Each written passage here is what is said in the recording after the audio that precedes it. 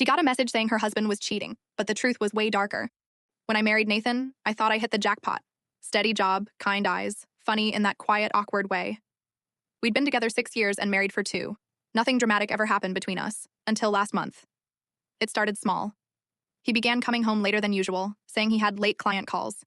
He'd kiss my forehead and head straight to the shower, phone in hand. I told myself it was stress. Everyone's stressed. But then I noticed he started leaving his Apple Watch at home on those late nights. One Thursday, he forgot it again. I was lying on the couch when a notification popped up. You parked near Riverside Cemetery. I blinked. He told me he was working at a client's office across town. I opened maps. His location history showed he'd been going there every Thursday for the past month. So naturally, my brain jumped to the worst conclusion: he's cheating. I texted my best friend, crying, and she said, "Go, catch him."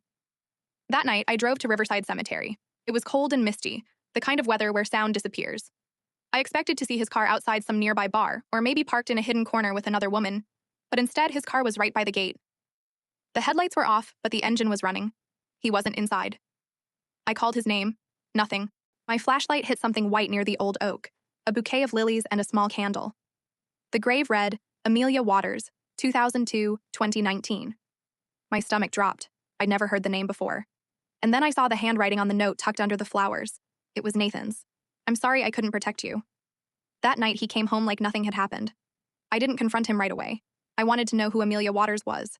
So I started digging. Public records, local news, anything. It didn't take long. Amelia Waters was a 17-year-old who went missing 6 years ago, around the time Nathan and I started dating. Her case went cold after her body was found months later by a riverbank. The main suspect was her older tutor, a man described as late 20s, light brown hair, drives a gray Honda. Nathan drives a gray Honda. I wanted to throw up. When I confronted him, I expected denial, gaslighting, maybe even anger. But he just sat there, silent. Then he whispered, "She was my sister." Turns out he'd changed his last name when he moved states to escape the attention. He'd been tutoring his little sister after school the day she disappeared. She walked home alone that night and never made it. He blamed himself ever since. Every Thursday he went to her grave to leave flowers, not to cheat. To confess. I don't even know what broke me more, thinking he was unfaithful or realizing how much he'd been carrying alone all this time.